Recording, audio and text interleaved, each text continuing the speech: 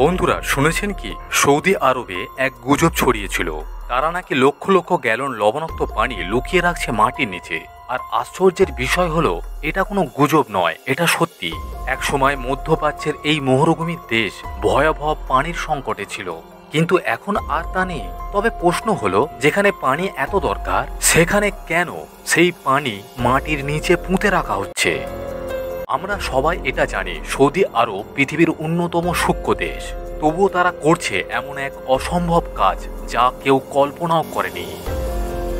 তারা মাটির নিচে বানিয়েছে এক বিশাল নদী ব্যবস্থা, অথচ সৌদিতে নেই কোনো প্রাকৃতিক নদী বা মিঠা পানির উৎস। 2021 সাল থেকে সৌদি আরব বানিয়েছে 522টি বাঁধ, যেখানে বৃষ্টি আর বন্যার পানি জমা থাকে। পরে সেটি পরিশোধন করে ব্যবহার করা হয়। এই বাঁধগুলো মূলত শুকনো নদী খাত বা ওয়াদিতে বানানো হয়েছে, যেগুলো অল্প সময়ের জন্য বৃষ্টির পানি ধরে রাখে। যদিও এখানে বছরে মাত্র কয়েক ইঞ্চি বৃষ্টিপাত হয়, তবুও সেই পানি অনেক সময় পুরো শহরের চাহিদা মেটাতে পারে।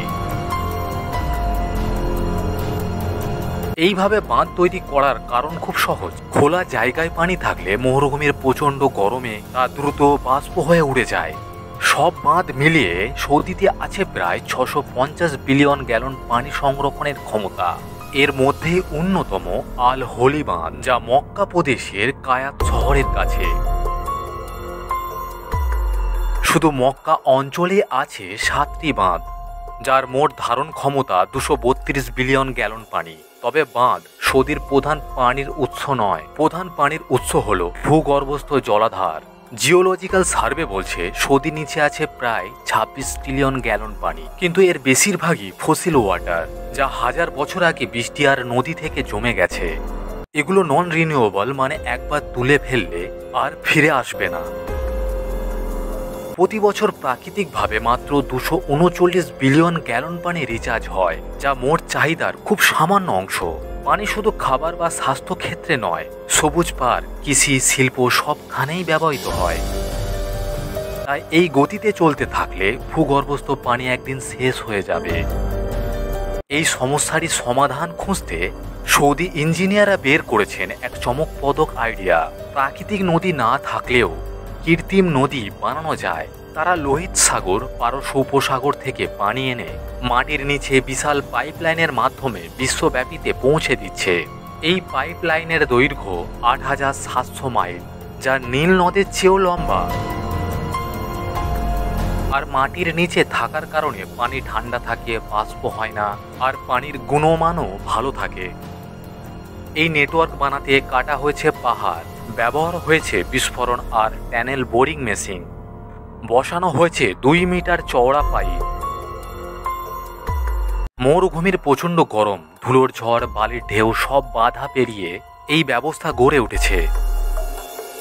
কিন্তু এই লবণাক্ত পানি কিভাবে ব্যবহারযোগ্য হলো? উত্তর হলো ডিস্যালিউশন বা লবণ উপসারণ। সৌদি আরব এখন বিশ্বের সবচেয়ে বড় লবণ উপসারণ পানি উৎপাদনকারী দেশ। 1980 সালে হাতে গোনা কয়েকটি প্ল্যান্ট ছিল, এখন তা বেড়ে হয়েছে 43টি।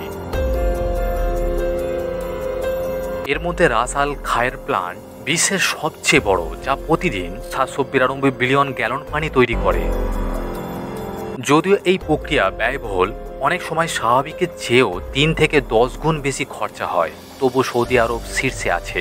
এছাড়া তারা শুরু করছে গ্রিন সৌদি উদ্যোগে, যেখানে লাগানো হবে 10 বিলিয়ন গাছ এবং দেশের 30% জমি সংরক্ষিত বন অঞ্চলে রূপান্তরিত হবে। এখনো পর্যন্ত সৌদিতে কোটি কোটি গাছ লাগানো হয়েছে, যা মরুভূমির বিস্তার রোধ, খাদ্য নিরাপত্তা বৃদ্ধি আর বাতাসের গুণমান উন্নত করবে। বন্ধুরা, মরুভূমির বুকে এমন অদ্ভুত নদী আর গোপন পানির ভান্ডার আপনি কি আগে কখনো শুনেছেন? আপনার মতামত অবশ্যই কমেন্ট সেকশনে জানান। আর এই ভিডিওটি ভালো লেগে থাকলে আমাদের চ্যানেলটি এখনই সাবস্ক্রাইব করুন এবং পাশে থাকা বেল আইকনটি ক্লিক করে নিন, যাতে করে নতুন প্রতিটি ভিডিও আপলোডের সাথে সাথে সবার আগে আপনার কাছে পৌঁছে যায়। তো বন্ধুরা, আবার দেখা হবে পরবর্তী ভিডিওতে। ততক্ষণে সুস্থ থাকবেন, ভালো থাকবেন।